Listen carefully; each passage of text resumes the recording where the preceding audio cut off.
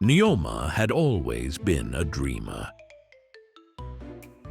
From the time she was a young night elf, she would wander the lush forests of Teldrassil, picking herbs and flowers, her tiny fingers stained with vibrant hues of petals and alchemical powders. While other children played games of stealth and archery, Nyoma was brewing potions in acorn shells, determined to make something spectacular. Her fascination with alchemy began at a young age. Her mother, a renowned herbalist, often told stories of ancient potions that could heal the sick or grant visions of the future. Nyoma would sit at her mother's feet, eyes wide, imagining herself as a great alchemist whose brews would change the world. The problem, as it turned out, was not her ambition, but her results. Her alchemical experiments rarely went as planned. She once concocted a potion meant to turn a squirrel invisible. Instead, only the poor creature's fur vanished, leaving a very grumpy and very visible pink rodent running through the village.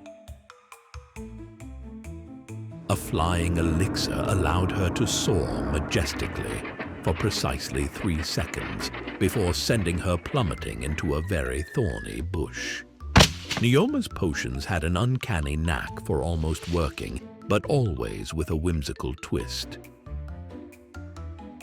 Her friends, particularly a mischievous sprite named Lyrael, often encouraged her experiments.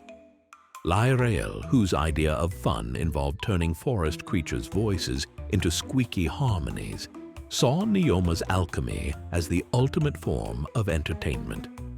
Together, they had once tried to create a potion that would make trees dance. The potion had only worked halfway, resulting in the trees not dancing but gossiping loudly about every passerby for an entire week. On this particular day, Nyoma stood before a bubbling cauldron set up in the center of Dolinar. A crowd had gathered, drawn by the colorful smoke that spiraled into the air, twisting into shapes of butterflies and dancing wisps. She stirred the cauldron with a gnarled wooden spoon, her face smudged with a suspiciously orange powder. A dash of dream foil, a sprinkle of silver leaf, and, whatever this is. She muttered, dropping an unidentifiable squishy thing into the mix. The potion hissed and gurgled, the bubbles growing larger and larger, each one reflecting a distorted fisheye view of the crowd. Unbeknownst to Nyoma, this was no ordinary crowd. Shando Malfurion Stormrage himself stood at the back, his towering antlers giving him away despite his attempts to remain incognito. He was in Dolinar for a quiet visit, hoping to speak with Talonkai Swiftroot about matters of druidic importance. Instead, he found himself captivated by the show before him. What is this? Malfurion whispered to Talonkai, who looked equally bemused. An alchemist's experiment, Shando. Nyoma's work. She tries very hard. Talonkai said, his voice a careful balance of encouragement and dread. The cauldron began to wobble. The bubbles swelled to the size of melons, then barrels, then small wagons. The largest bubble, a shimmering dome of iridescent colors, floated up gently, hovering just above the crowd. For a moment, the entire village held its breath. Then, pop! The bubble exploded in a shower of sauce. Thick, warm, and a deep maroon, it splattered across everyone present. Elves yelped as they were doused, robes stained and hair slicked back in sticky tendrils. A great glob of the stuff hung from the end of Malfurion's antlers, slowly dripping onto his shoulders. Nyoma, what have you done? Talonkai barked, his robes covered in what smelled suspiciously like barbecue glaze. What were you thinking? This is a disaster. I didn't think it would. Nyoma stuttered, staring at the cauldron, which let out a final apologetic burp of sauce. Before the reprimands could grow any sharper, Malfurion dipped a finger into the sauce hanging from his antler and brought it to his lips. His eyes widened. This is delicious. He declared. The crowd, mid-grumble, paused. What?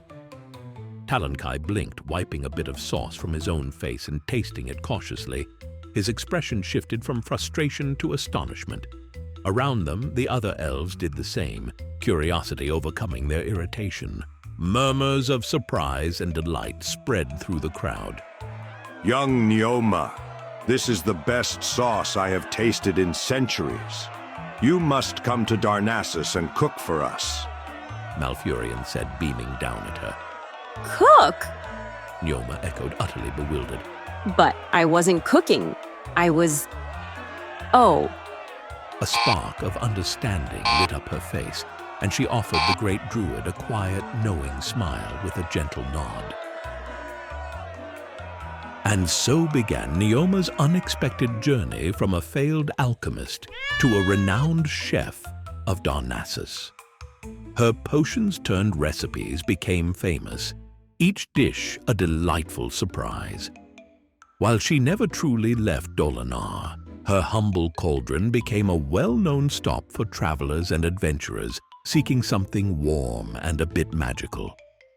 Her kitchen was nothing more than her old alchemical setup by the cauldron, with herbs hanging from twisted branches and makeshift shelves holding vials of colorful spices. Lyrael often appeared, adding a dash of mischief to her recipes, sometimes literally. More than one pie had a tendency to float away if not carefully watched. Nyoma's concoctions became known for their unexpected effects.